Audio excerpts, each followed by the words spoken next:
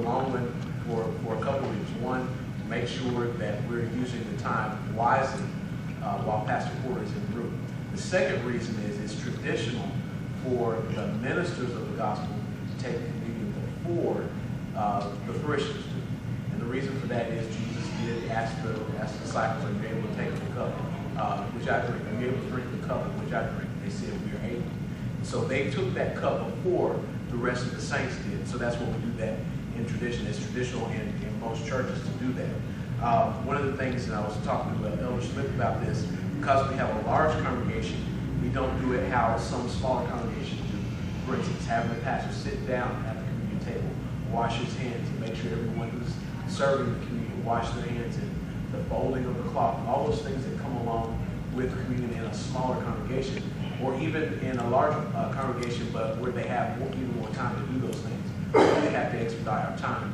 The larger a congregation gets, the more organized you have to be when it comes to things, especially like communion. So we covered the reason why we're waiting is we're using more time is for Pastor Porter and for symbolism of the disciples. Now, if you write with a pencil and pen, the scripture is going to be, the booklet is going to give you a particular service, but there's some things I want to interject in here. First thing we do is, of course, we call the communion service to order. Okay? So you call the communion service to order, you're asking the brothers to come and stand before the table. You're asking for ministers, deacons, and elders, or ministers, elders, and deacons, however you want, whatever order you want to use. Those three groups of people. The only two women who participate in that are the deaconess missionaries. Deaconess missionaries are not the same thing as an aspiring missionary, nor are they the same as an evangelist missionary. They are missionaries who are particularly being used to help in communion and ordinance service. Deaconess missionaries. Okay?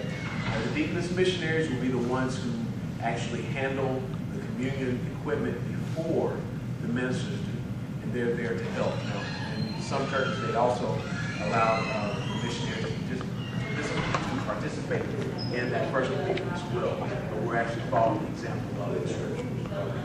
Work with the men. Okay? So then we go from there to giving an admonition to the brothers and praying for the brothers before the communion is taken. That will be distributed to them before or after the prayer. There's a prayer specifically for the ministers. Okay? So after you call the service to order, had an admonition and a prayer for the ministers, then you work with distributing the communion. There's three different positions in the communion at Greater Communion Temple. You got the person officiating the communion, the person who's working from the floor, and then you have the person who's distributing. Okay? The person who's officiating the communion is always the person who gives the instructions. If I'm doing the communion and say Elder Waller's at the floor, I'm going to ask Elder Waller to make sure that each of the brothers gets some trays to go out to wherever they're going in the congregation. I believe that's what we do at all three locations. I know North Memphis is a little bit different just because of the layout of the sanctuary. But that's the person who gives the instructions. If you're not clear from those instructions, please let that person know you need to hear that, but do it in a discreet manner. We don't want it to appear that we don't know what we're doing. A couple of weeks ago, we had our Friends and Family Day. That was also a day when we were doing communion, and we had a crowd that was much larger than what we normally have. I didn't ask this, but this past Sunday, do we have enough communion for everyone?